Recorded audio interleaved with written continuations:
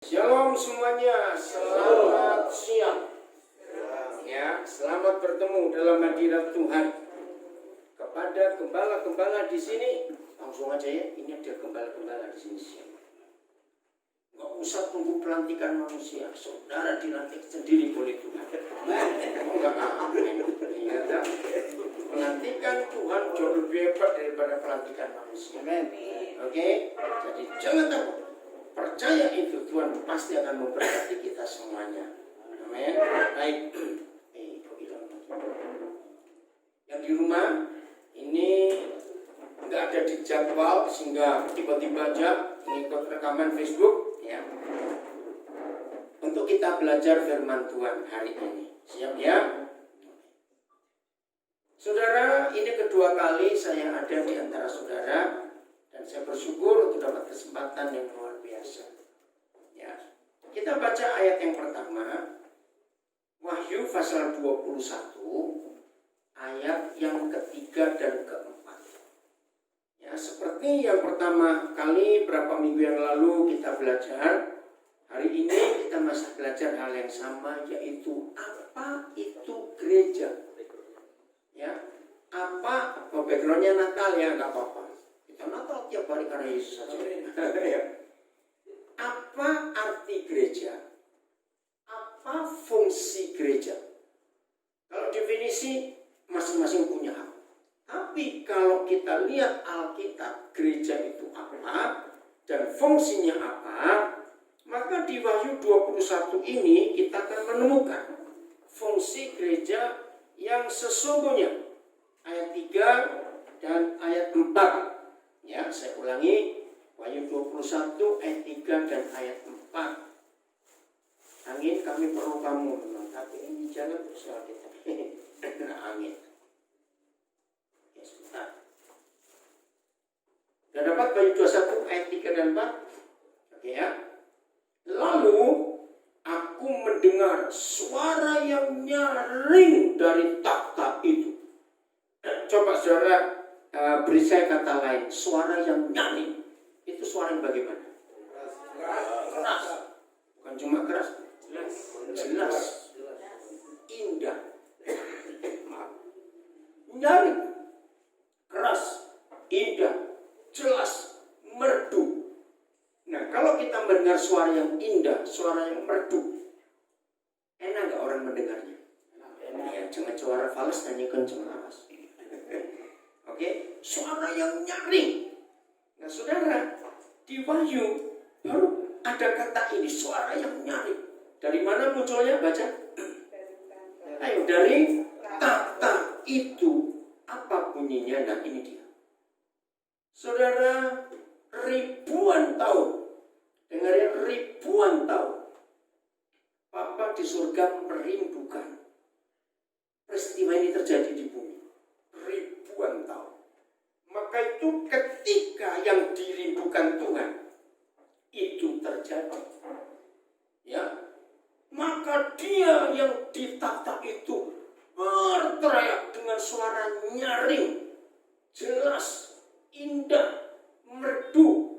Kenapa? Karena tersimpan ribuan tahun. Nanti kita akan lihat apa yang Tuhan rindukan selama ribuan tahun itu. Kita yang di Nabire ini banyak teman-teman saya yang di luar Nabire, baik yang di luar Indonesia. Mereka berkata, oh ternyata kami tahu orang Nabire yang paling dirindukan, adalah sinyal Telkomsel. Lalu betul tidak?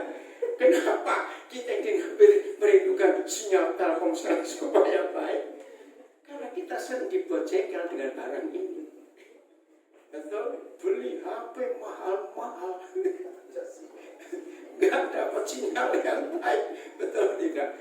Saya juga geli waktu mereka bilang, oh rupanya orang Nabil itu merindukan sinyal yang bagus.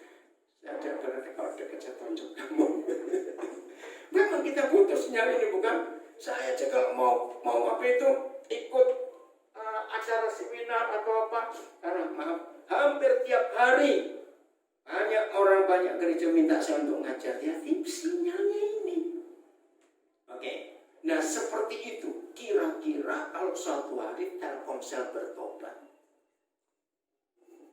Ngerti nggak kata Telkomsel bertobat? Artinya tiba-tiba sinyalnya berubah. Kira-kira kita bagaimana? Nah, itu nyaring itu.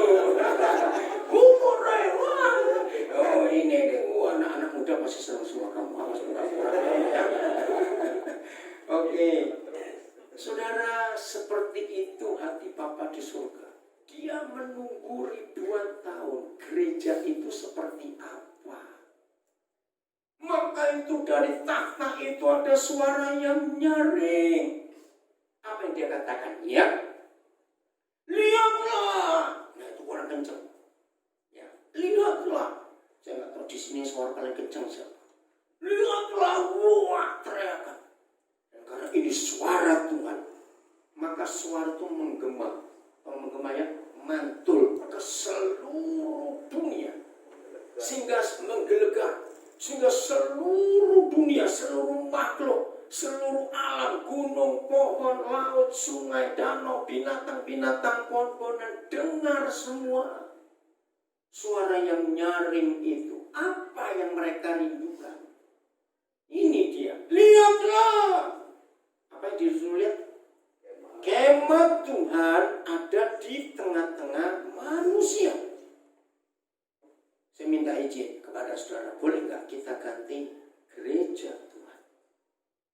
Betul? Nah, kalau saudara pernah dengar gereja Kemah Injil, ya di Papua kan besar itu gereja Kemah Injil. Dari kata ini, ada kemah. Maka itu disebut gereja Kemah Injil. Pendiri yang menemukan nama ini, Dr. Siapa ini yang membuat sekolah di Gunung Merapi, Jalan Gunung Merapi, Makassar. Lupa pendiri Kemah Injil. Orang Amerika misionaris, dia mati di Pare-Pare, kena sakit pes, kena sakit tipes karena dipenjara oleh Jepang. Dibiarkan mati karena sakit. Kisah hidupnya luar biasa. Tapi dia berjasa untuk Kemah Injil Indonesia. Jadi lupa saya ini. Ya, nanti mudah-mudahan ya. Oke. Kemah Tuhan. Gereja Tuhan ada di tengah-tengah manusia. Saudara perhatikan kalimat ini. Oke. Kalau saudara mendengar kata di tengah-tengah manusia, mikir apa yang muncul di benak kita? Di tengah-tengah manusia. Ayo cepat. Ayo mikir apa? Di tengah-tengah manusia. Ayo cepat. Mikir apa? Apa? Pusat perhatian. Belum tepat. Ayo, apalagi di tengah-tengah manusia. Ayo, gereja Tuhan ada di tengah-tengah manusia. Gampang terlihat. Gampang terlihat. Oke, lain lagi. Pusat ya. Pusat. Belum tepat.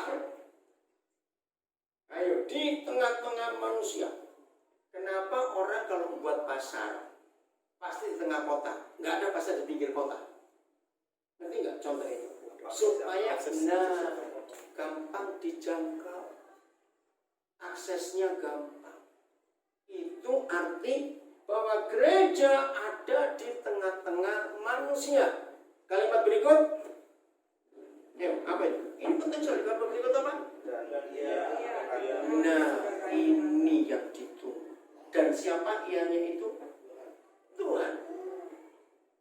Mau ngapain Tuhan? Berdiam di itu tadi. Jadi gereja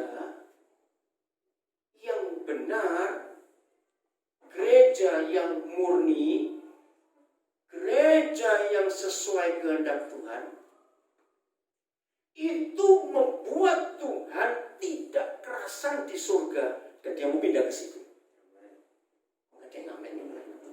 Amin. Ayo. Apa yang terjadi dengan warga Nabire? Hari ini presiden kita ulang tahun nomor 59. Ya, kemarin tanggal 21, 22 ya. Itu 50 tahun wafatnya Presiden Soekarno. Ya, jadi rupanya dua orang ini ya lahirnya agak beda jauh. Oke? Nah, apa yang terjadi dengan warga Nabire misalnya? Tiba-tiba presiden mau pindah ke Nabire, pindahkan istana negara. Senang, bangga, apalagi? Jawaban saya, nggak mungkin. Loh, betul nggak? Ngapain ah? Itu coba susah jawabnya. Ya tapi bangga, betul itu bangga. Oh ya. Tapi saya nggak bangga. Kenapa nggak bangga? Tanah-tanah jadi lebih mahal kalau presiden pindah ke sini. Tahu nggak? Oke. Nah, itu yang terjadi di Wahyu 21 ayat 3. Kalau saudara dan saya menjadi gereja idaman Tuhan, menjadi gereja yang benar, menjadi gereja seperti yang Dia maksud, Tuhan itu nggak tetap di surga. Dia pasti akan pindah di mana gereja itu ada. Amin. Nah, ini yang Tuhan rindukan. Maka itu gereja itu nggak bicara gedungnya. Gereja tidak bicara sinodenya siapa. Gereja tidak bicara pendetanya siapa. Tidak. Tapi gereja itu harus sedemikian rupa sampai Tuhan nggak betah di surga dan pindah ke dunia di mana ada gerejanya. Karena nggak itu saudara. Nah, maka itu ayo mulai hari ini. Maka itu jangan sibuk-sibuk dengan ini, nggak usah. Sibukkan dengan hati kita. Apakah Tuhan betah dan pengen pindah ke hidup kita yang ada di dunia ini karena menjadi gereja yang benar? Tolong catat itu. Yang di rumah mengikuti juga.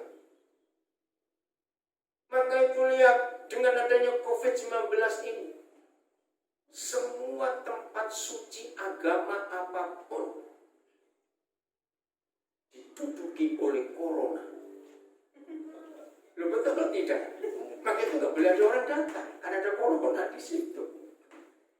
Nah, terus Tuhannya pindah kemana? Maka itu kalau saudara berkata, oh gedung gereja ini rumah Tuhan, tapi Tuhan terusir dengan corona. Nah, betul tidak? Karena nggak ada ibadah. Begitu pula tempat-tempat suci agama apa saja.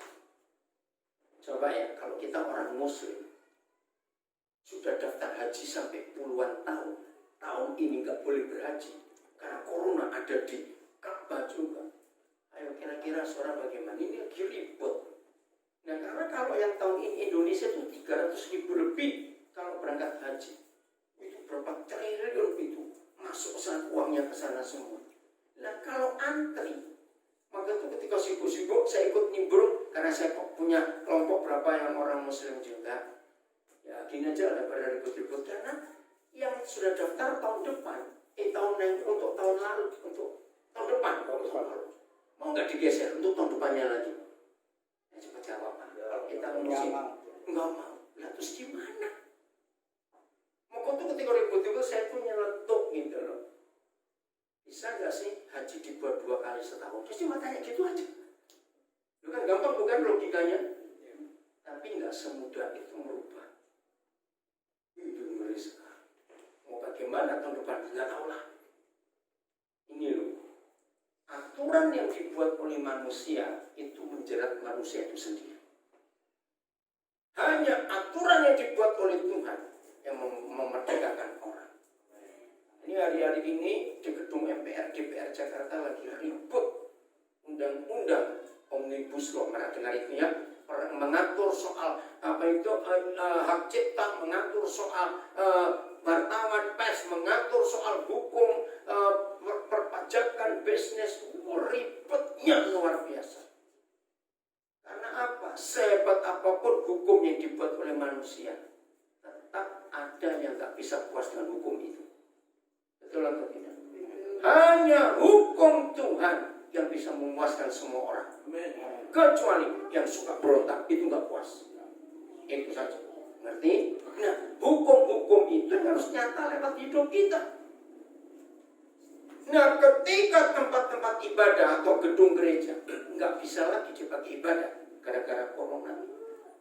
Pertanyaannya, apakah Tuhan tidak hadir kalau kita ibadah di rumah? Apakah Tuhan tidak hadir? Hadir. Nah, ini bukti. Maka itu dengan corona ini kita mulai berubah pola pikir kita. ternyata apa-apa nggak harus di gereja, nggak harus di gedung gereja, tidak harus. Sebab satu-satunya Tuhan yang tidak pernah minta dibuatkan rumah atau rumah-rumahan di dunia adalah Tuhan kita. Lihat agama-agama suku, baik orang Batak, orang Toraja, orang Jawa, orang mana saja, nenek moyang kita. Kenapa di depan rumahnya selalu ada satu tempat untuk penyembahan? Betul tidak? Karena semua agama Tuhannya ingin hadir di sebuah tempat. Maka itu muncullah tempat-tempat ibadah supaya Tuhan hadir. Tapi Tuhan kita tidak. Tidak tahukah kamu bahwa tubuhmu rumah Tuhan? Jadi walaupun gak ada ibadah di gereja karena virus ini, gak apa-apa. Sebab Tuhan tetap ada di rumahnya. Yaitu kita ini. Jelasnya untuk itu, saudara. Wahyu 21 ayat 3 harus kita hidupkan di generasi kita ini. Beritahukan pada anak-anak kita. Ini berapa teman di Jakarta kerepotan. Sehampir semua orang tua, walaupun pemerintah mengizinkan, saya baru tahu tadi malam, ternyata pemerintah Papua Barat belum mengizinkan ibadah. Saya baru tahu tadi malam, padahal kita sudah 3 minggu ini ya beribadah lagi, tapi tetap ada peraturan jaga jarak semuanya untuk kita hari ini di Alhamdulillah.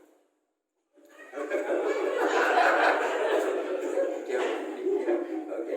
Terus gedung-gedung gereja pakai AC, dilarang pakai AC. Masjid yang pakai AC dilarang pakai AC.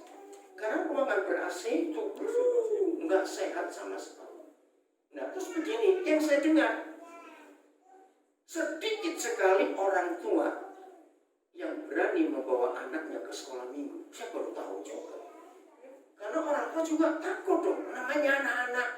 Mana bisa ada jarak satu dengan yang lain. Wah sudah gulat lagi, sudah nggak tahu. Nah terus gimana kalau nggak ada ibadah sekolah minggu? Nah jawaban saya, ya di rumah papa mama jadi guru sekolah minggu untuk mengajar kebenaran itu. Pokoknya gara-gara virus ini hidup semuanya berubah. Apa saja diubah. Puji Tuhan, gereja pun berubah. Maka itu, ini kerinduan Tuhan. Gereja bukan di sebuah gedung, tapi gereja itu harus ada di mana ada orang di situ. Amin.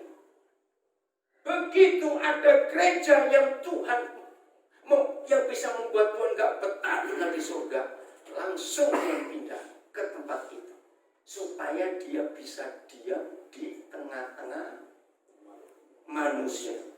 Mana ini? Ayo balik, siapa namanya? Kakakmu? Apa namanya? Adik.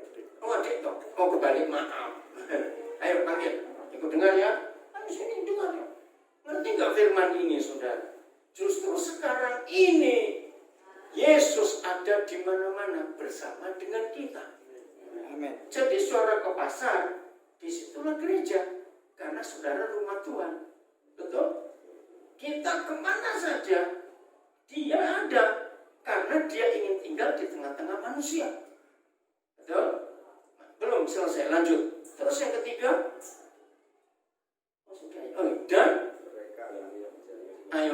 mereka akan menjadi umatnya, dan Tuhan akan menjadi Tuhan mereka. Saudara perhatikan firman ini penting sekali untuk kita pelajari. Jadi tidak ada kerinduan lain dari Bapa di surga, dari Tuhan Yesus, dari Roh Kudus, kecuali dia bisa tinggal di tengah-tengah manusia. Yang membawa Tuhan hadir adalah saudara dan saya, bukan yang lain. Maka itu ayo kita berlomba-lomba membuat Tuhan hadir di tengah-tengah manusia. Nah kata diam di dalam terjemahan lain, nah ini yang muda-muda pasti nggak ngerti. Masih ingat yang umurnya 40-an ke atas, kata domisili? Domisili itu bahasa Latin terus dijadikan bahasa Belanda. Berdomisili itu kata dulu, artinya pindah. Domisilimu di mana sekarang? Di Nabire. Jadi sebelumnya di mana? Akan beda-beda.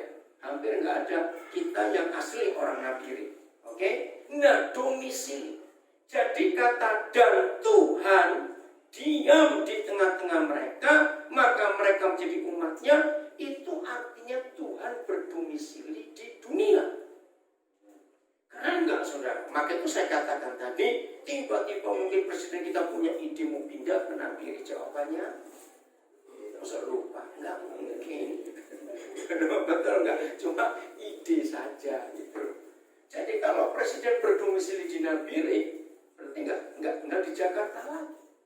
Kalau Tuhan diam di tengah-tengah manusia, Tuhan diam kan berdomisili di Nabire. Saudara dari kota mana? Sebutnya nama kota saudara. Berarti Tuhan pindah. Nah ini gereja. Lagi sekali gereja bukan ibadahnya, bukan siapa pendetanya, bukan gedungnya, bukan nama organisasinya, tidak. Tuhan bisa berdomisili enggak? Di mana rumahnya ada, yaitu kita. Jelas ya? Nah harus dibersihkan hidup ini. Oke? Nah apa dampaknya? Akibatnya apa? Kalau Tuhan sudah pindah ke dunia dan tinggal di antara manusia. Pelan-pelan. Mereka di ayat 3, manusia, ya ada kata mereka dan kata manusia. Tolong catat, itu bukan kita.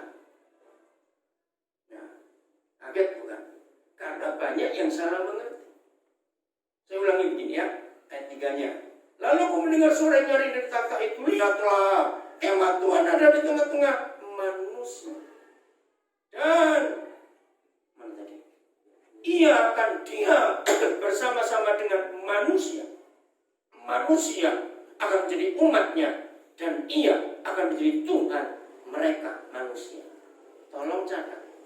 Manusia di ayat ini bukan saudara, bukan saya. Jangan tersinggung. Terus dikira apa? Kita kucing, bukan begitu maksudnya.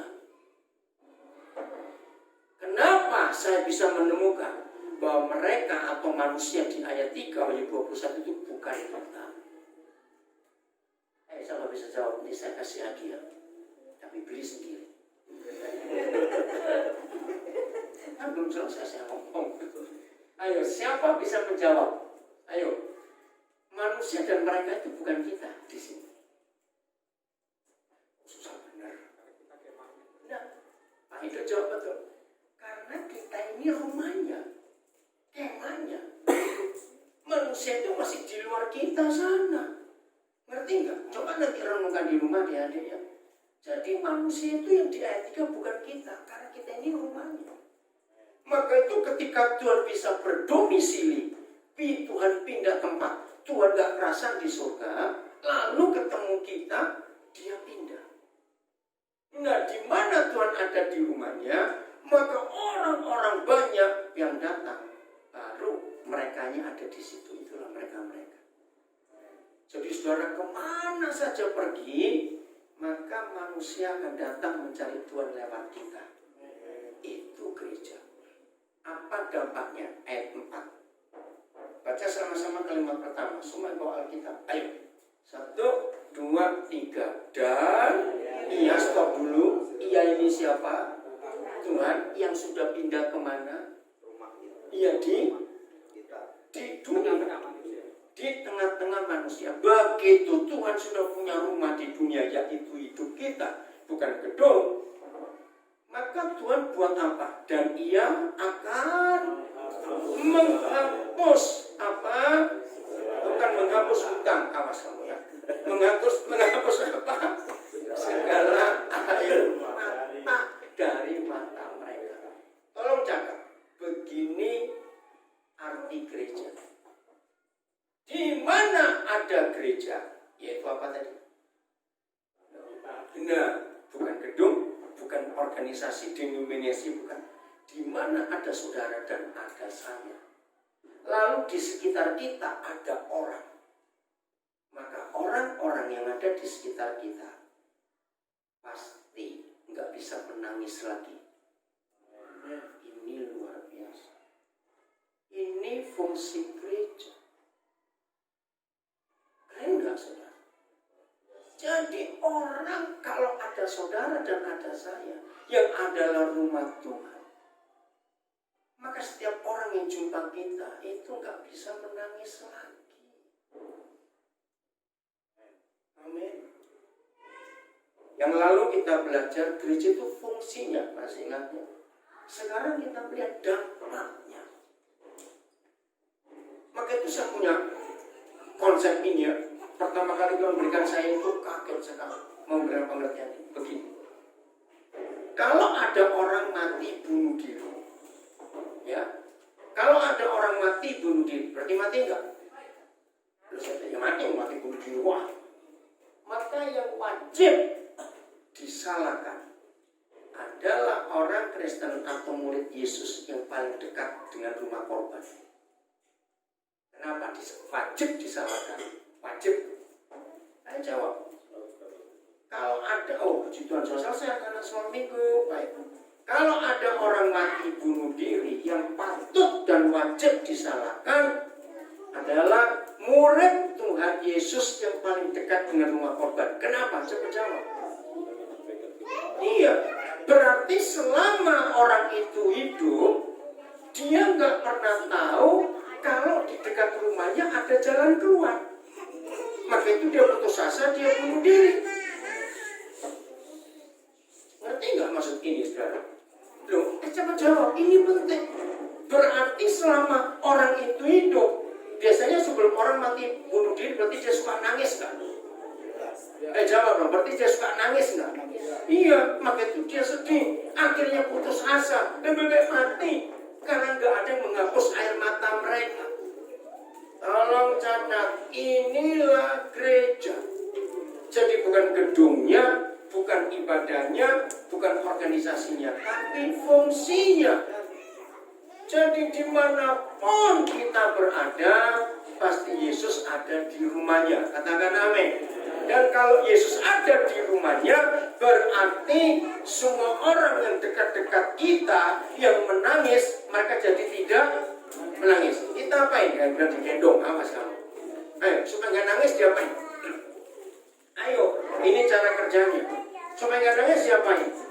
Ditolong, dicari sebabnya. Kenapa orang ini nangis? Betul tidak? Kalau mereka, kalau kita nggak apa-apa, lepasin aja. Biar nggak dimana, nggak apa-apa, lepas. Dan kalau kita tahu ada orang yang menangis di sekitar kita hidup, ini tugas gereja. Maka kita harus mencari tahu kenapa kamu nangis. Ngerti nggak contoh ini, saudara? Jadi di mana kita berada dan ada Yesus di dalam rumahnya, maka orang-orang di sekitar kita nggak boleh menangis lagi. Karena kita ngapain? Ayo, kita ngapain? Menghapus air mata mereka. Pakai tisu? Loh, ayo pakai apa? Iya, pelayanan kita. Ngerti nggak? Ini penting sekali. Oke, Markus 2 ayat 1 dan 2. Ini penting, Markus 2 ayat 1 dan 2. Ini contoh di perjanjian baru. Markus 2 ayat 1 dan 2. Ayo kita baca sama-sama. 1, 2, 3. Kemudian sesudah dia beberapa hari, waktu Yesus datang lagi ke rumah, tersiarlah kabar bahwa dia ada di rumah. Nah, itu dia. Tersiarlah kabar bahwa Yesus ada di rumah. Nah, buat saya ini aneh. Seharusnya tersiarlah kabar bahwa Yesus ada di sebuah rumah. Oke, saya jawab tanya. Waktu itu kita sudah belajar ini, supaya saudara ingat. Apa bedanya kalimat Yesus ada di rumah dan Yesus ada di sebuah rumah? Bedanya apa? Ayo, coba mikir. Apa bedanya Yesus ada di rumah? Ini kalimatnya. Dengan Yesus ada di sebuah rumah. Bedanya apa? Cepetan. Ya, yang mana? Yang mana yang rumahnya sendiri? Jelas dong. Kalimat yang mana? Yesus ada di rumah. Kalau Yesus ada di sebuah rumah, ya. Nah, ini loh masalahnya. Siapa yang pernah menemukan fakta Tuhan Yesus pernah beli rumah, pernah sewa rumah, pernah kontrak rumah? Ada nggak ayat berkata begitu? Tidak. Kira-kira kalau ada Yesus cari rumah, sampai hati nggak kita jual rumah kita ke Yesus? Terus saya tanya, sampai hati nggak? Jadi, ayo kalau Yesus cari rumah itu apa? Semua rumah. Bukan, ya kasih aja. Mau Tuhan Yesus yang tinggal kok. Betul? Loh ya atau tidak? Kalau Presiden Jokowi mau pindah ke Nabire, kira-kira orang berebut gak suruh pakai rumahnya? Saya percaya rumahnya Pak Daniel akan dikasihnya lantai 3. Betul enggak? Lo ngerti nggak ilustrasi itu, saudara? Nah ini yang luar biasa. Kan kita nggak pernah tahu ada ayat yang berkata Yesus beli rumah, Yesus sewa rumah, dia kontrak rumah atau pinjam, betul? Lalu ini rumahnya siapa? Nah ini jawabannya. Siapa rumahnya? Kita. Nah apa yang terjadi kalau Yesus ada di rumah? Ayat 2. 1, 2, 3. Cepetan. Maka datanglah orang berkerumun. Apa kata lain berkerumun? Bukan cuma kumpul, salah. Berjubel. Atau kata berjubel. Itu kan belum ada corona waktu itu. Oh, penuh sesak di rumah itu sampai apa sesaknya? Ayo sampai apa kan? Enggak ada tempat walaupun di muka pintu. Orang berjubel penuh sesak. Itulah gereja. Jadi di mana ada gereja benar ya, bukan gereja gedung atau organisasi. Yesus ada di rumahnya, maka orang bagaimana? Datang berkerumun. Untuk apa? Ayo, untuk apa? Baca ayat 2. Ayo, baca Alkitabnya sudah benar. Orang datang berkerumun untuk, nah yang kuat, ayo baca sama-sama. 1, 2, 3. Untuk mendengarkan firman. Jadi ini gereja. Udah? Ayat 12. Cepat. Ayo. 1, 2, 3. Enggak. Baca sebentar. Ayo. Yang baca kitab. Yang kuat. 1, 2, 3.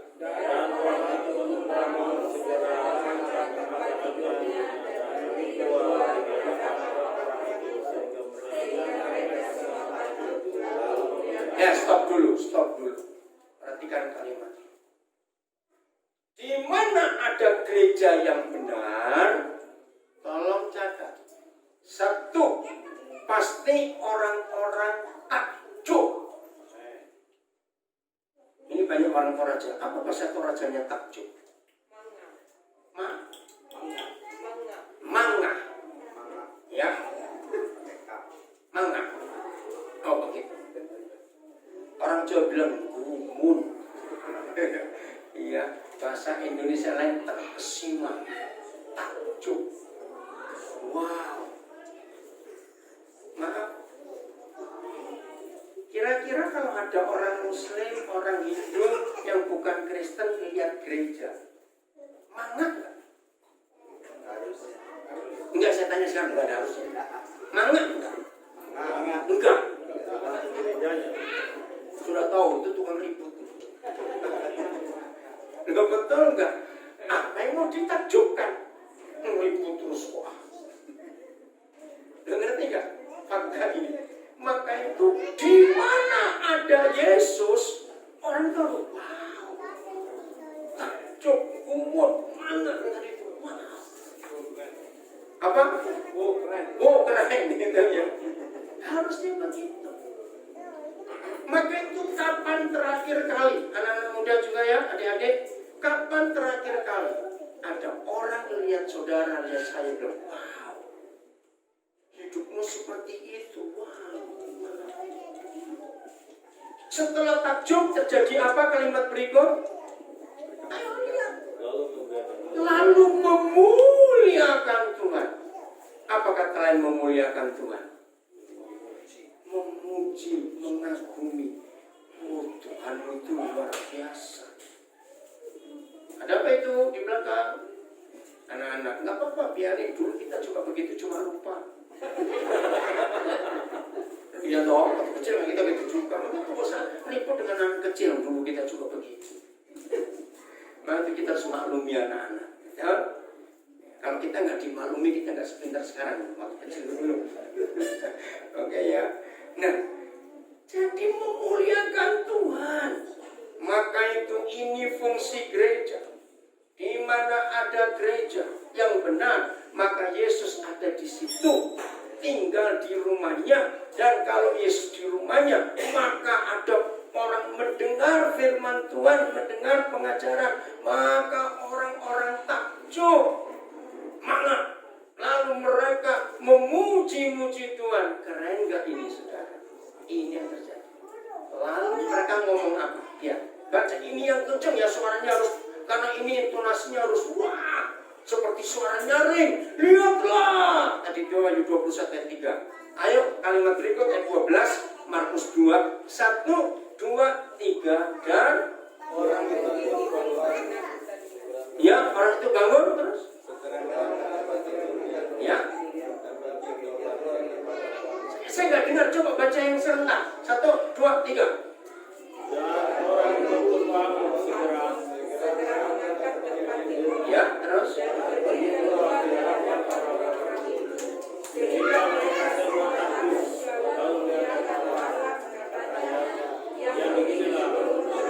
Nah, ini yang saya tunggu. Kalau saya ngajar, kalimatnya perhatikan. Dan setelah mereka takjub dan memuliakan Tuhan, dan itu jangan dibaca dari ulang lagi. Yang begini. Nah, yang begini, ayo baca. Belum pernah kita lihat. Ini akibat ketika gereja jadi gereja yang benar. Orang-orang mangap, kalau bahasa Indonesia mangap, lain lagi. Itu kan kagum juga. Dan memuliakan Tuhan. Lalu mereka ngomong, wow, yang begini belum pernah kita lihat. Ayo, kalau ada orang ngomong kalimat itu berarti dia lihat sesuatu yang pernah dilihat atau belum? Nah, itu harusnya gereja Tuhan. Saudara, maaf saya ngomong, maka itu ketika saudara masih ada di persimpangan jalan sekarang, betul? Saudara belum memutuskan untuk secara hukum, karena negara kita negara hukum, mau gabung dengan hukum yang mana? Berkali-kali saya akan ngomong, daripada buang-buang waktu, mau cari yang berhukum apa saja, selama itu buatan manusia, hasilnya sama. Dan orang nggak bisa mana, betul nggak? Karena sama. Udah, nggak usah cari yang lain-lain, sudah. Betul? Di tempat saja ngapain? Yang penting bukan organisasi kita itu apa. Yang penting fungsinya. Saya sering berkata kepada banyak orang, selama 75 tahun ya, 75 tahun Indonesia merdeka ya. 75 tahun ini Agustus. Ya, kok bingung ya, 45 kan 2000. Ya, 75 betul. Saudara nggak jawab. Nah, selama 70 tahun Indonesia merdeka baru punya presiden. Kan Jokowi tahun 2000 berapa? 19. 2000 berapa dilantik presiden? 2014 itu baru 70 tahun, 69 ya. Betul ya, jadi presiden. Belum pernah kita dapat presiden yang seperti ini. Apa bedanya? Ini saya ngajar. Kalau saya ngajar seminar leadership kepemimpinan, saya selalu memberikan dua contoh, Ahok dan Jokowi. Kenapa? Lihat mereka. Mereka adalah dua pejabat Indonesia yang tidak sibuk dengan posisinya. Mereka selalu sibuk dengan fungsinya. Betul? Kemarin Pak Edo ngomong dengan saya, kapan Indonesia bisa berubah? Saya tanya dalam hal apa? Untuk pilkada dan pemilu. Rasa-rasanya orang baik pun yang kita harapkan, kalau nggak punya duit nggak bisa juga. Ini rusaknya Indonesia. Kenapa 99,99% pejabat Indonesia itu ribut soal duit? Karena posisi yang diraih, bukan fungsi. Ngerti nggak bedanya? Oke, saya beri contoh. Suami itu posisinya adalah kepala, istri posisinya adalah tubuh.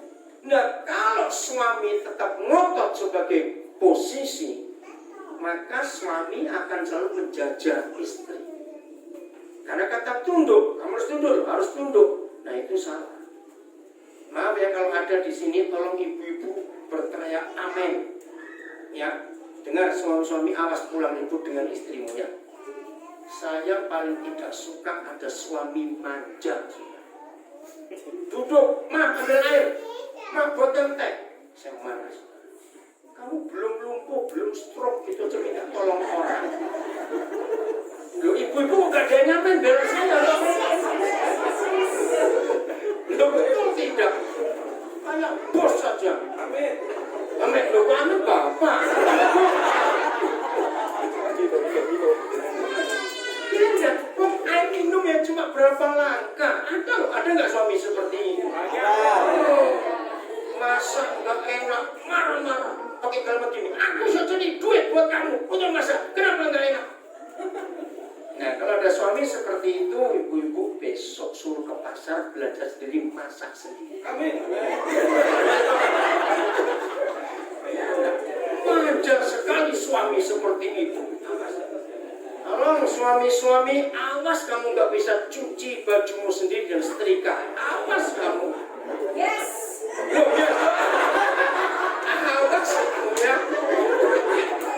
Maka itu anak muda, anak-anak laki dengar. Saya kalau konseling pranikah, calon pengantin laki lebih cecer daripada yang calon pengantin perempuan.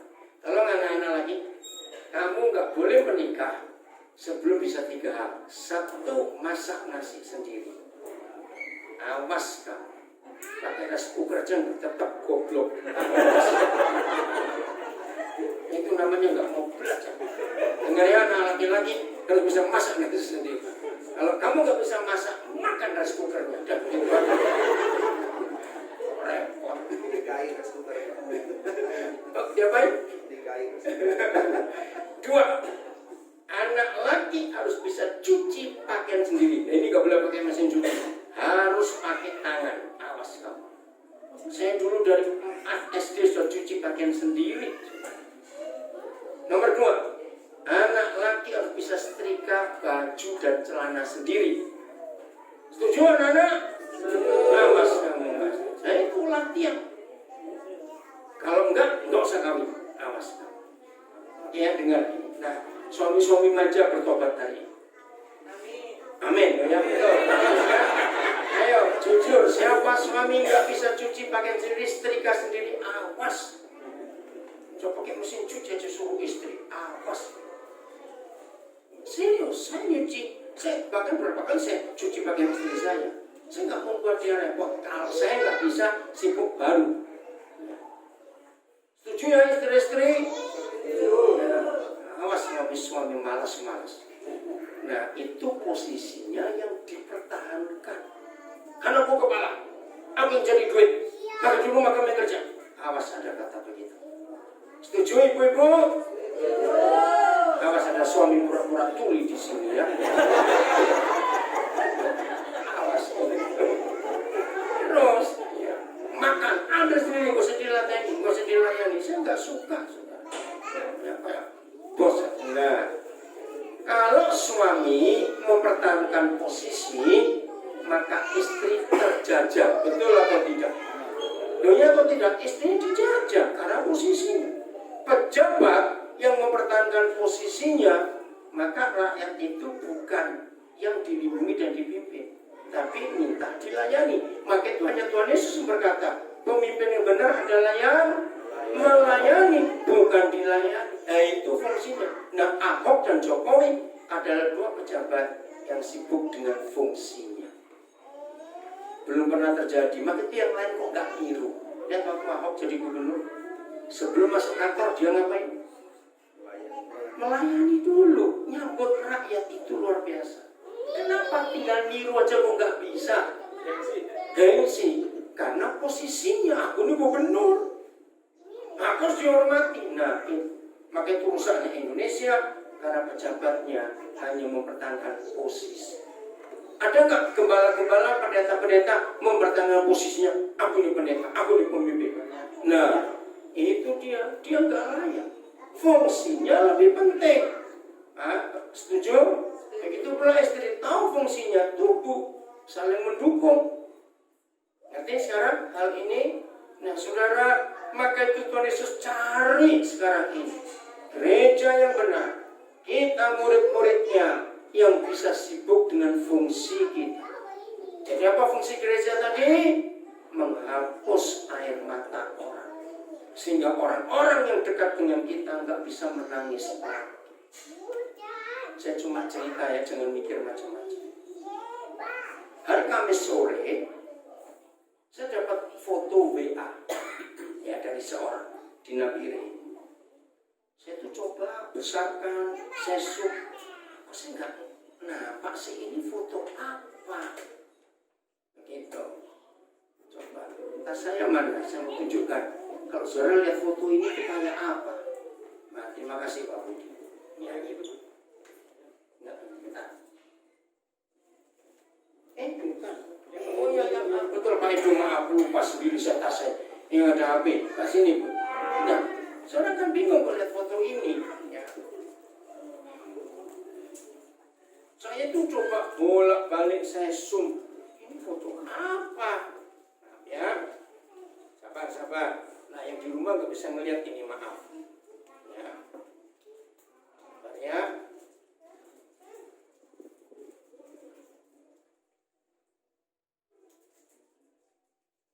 Oh, masih saya matikan. Tunggu. Maaf.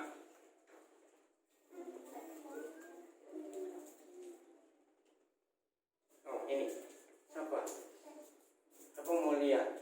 Pak polisi sini, Pak polisi. Ayo, kalau lihat gini nih, gimana sini? Nah, kemana kamu? Nah, lihat ini. Kelihatan nggak ini foto apa? Ini bingung nggak? Jujur. Kalau lihat ini bingung nggak tadinya itu? Nggak jelas tuh. Coba lihat begini loh fotonya, saudara. Lihat nggak? Apa yang kamu bingung? Iya, yang ngerti. Ya toh? Nah, coba ini yang di sebelah itu kan saya bingung. Saya kata ini foto apa? Lo bingung kan? Ya kamu. Terus saya telepon. Kamu tuh kirim foto apa? Baru jelaskan itu ban. Oh ya? Terus kenapa? Nah, ya itu kita ganti. Tetapi bukan motor dia. Ini motor orang Bugis yang tinggal di Samakusa. Nah, hari itu dia nggak bisa pulang. Karena bukan cuma gundul. Kalau lihat tadi bukan cuma gundul, ya sudah sampai tembus lihat ban dalam. Saya nggak tanya itu siapa, orang mana, orang apa, tidak. Nah, ternyata dia nunggu sudah dari siang. Karena dia nggak punya duit. Dia pinjam ke bengkelnya, bengkel apa lagi? Nggak punya. Harus beli ke toko bukannya. Untung masih buka. Ya udah, dia punya rekening nggak punya. Belum. Itu pakai rekening siapa? Rekening saya. Rekening ya udah. Langsung saya kirim 800.000. Kali motor saya nggak tahu motor apa ya, gede. Udah, terus saya panggil. Coba orang yang suruh kesini. Karena dia nggak punya ATM rekening, saya bilang besok hari Jumat kamu buka rekening. Saya tambahkan 300.000. Nggak kenal. Ayo kira-kira, maaf ini cuma contoh saja. Wajar toh kalau kita mengenal orang, kita selidiki dulu orangnya siapa, segala macam. Betul tidak? Nah, ini loh masalahnya. Waktu Tuhan menolong kita, dia menyelidiki nggak kita ini siapa? Saya tanya kok apa? Tidak. Dia menyelidiki nggak kita ini siapa? Kenapa tidak selidiki? Tahu. Iya, bukan karena kasih loh. Dia sudah tahu model bengkok-bengkok begini. Betul? Nah, Tuhan tolong nggak? Ya sudah. Saudara, akhirnya orang yang datang ke rumah, baru saya tahu, oh kamu, saya nggak pernah tahu. Dia tinggal sama Musa. Nah, dia malu, saudara. Karena dia tahu saya pendeta. Orang ini cerita, kalau itu pendeta, pendeta. Dia sudah nggak apa-apa. Datang ke rumah itu ternyata, apa itu, foto-fotoan. taruh menawar, gak usah malu. Dia minta kamu datang. Tapi dibentak begitu, karena saya ingin kenal gitu loh. Jadi bawa motornya, wih ternyata motor gede itu. Saya nggak tahu motor apa ya. Oh dia tersipu-sipu. Langsung saya tambahkan, ini besok kamu buka rekening supaya kamu punya tabungan. Dia bingung sebenarnya. Karena kan nggak kenal Muslim lagi sebenarnya, maaf saya cuma cerita. Ini prinsip saya hidup. Kalau ada orang menangis, ayo kita buat orang itu nggak menangis. Jumat sore saya dapat telepon. Apa beritanya? Teman-temannya yang Muslim itu heran. Kenapa heran? Saya pikir apakah karena tahu soal bar? Enggak. Orang ini mengalami perubahan. Jumat itu dia ketemu teman-temannya. Ternyata teman-temannya komentar. Belum pernah kita kenal dia secerah hari ini. Cerah, hidupnya ceria, wah segala macam. Terus saya tanya, kamu jangan ngarang-ngarang cerita, benar mas? Masa cuma gara-gara ban aja.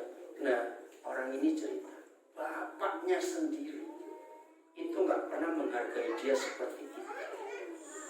Padahal bapaknya cukup mampu, saya nggak tahu masalahnya apa. Nah, buat dia, Bapak ini pendeta, beda agama, nggak tahu. Kok nggak pakai cerita langsung kirim duit, kok berani? Maka itu dia merasa hidupnya dihargai. Itu membuat dia berubah. Hanya gara-gara itu. Ngerti? Inilah fungsi gereja. Jangan sibuk posisinya. Lebih baik kita berfungsi. Amin. Maka itu yang ribut ya saudara di hidup presiden kita. Bukan presiden kita, orang di pinggir-pinggir yang ribut. Betul nggak? Sok bener. Padahal nggak mau lihat itu. Pas pampres kan sering pusing dibuat. Oh, gara-gara ulangnya presiden. Tahu ulang hilang. Kemana ini tadi? Betul nggak? Karena dia pengen ketemu rakyat. Yang nggak mau diliputin dengan semuanya itu. Ini luar biasa. Seperti teman saya, saudara dari Solo. Ternyata dia satu pesawat dengan Ibu Iriana, Ibu Presiden. Nah, tapi dia nggak sempat karena nggak sempat ngomong duduknya. Dan dia malu. Dia pengusaha duduk di bisnis kelas. Ibu Presiden duduk di ekonomi. Dia bilang saya ditem, enak betul-betul. Malu saya bilang ya bertobat kamu, saya bilang begitu. Terus yang lebih luar biasa. Waktu turun dan tunggu bagasi, nggak ada pas pampres ngambil bagasi sendiri. Saya bisa tahu karena di foto.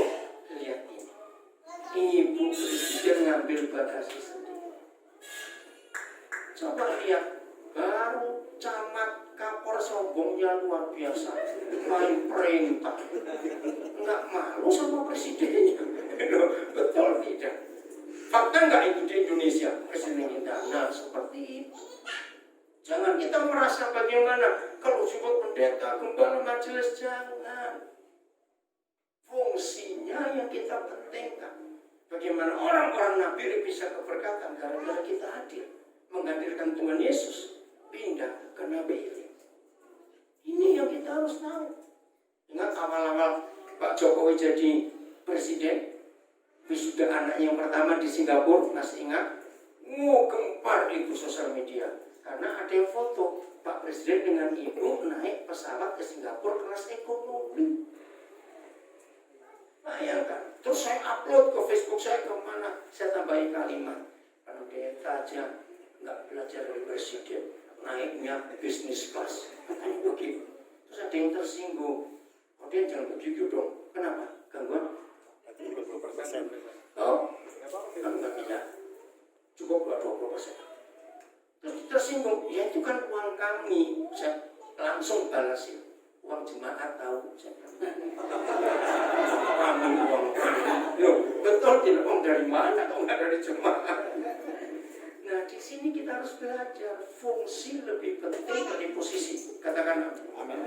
Maka itu gereja yang sering ribut karena di dalamnya orang cari posisi jabatan. Betul tidak menggunakan fungsinya. Lihat hidup Tuhan Yesus. Bagaimana fungsinya? Sampai dia bisa cuci kaki murid-muridnya. Bayangkan. Nah seharusnya kita juga begitu, amin. Begitu saudara gak usah pusing-pusing cari apa, sudahlah di situ saja. Oh amin.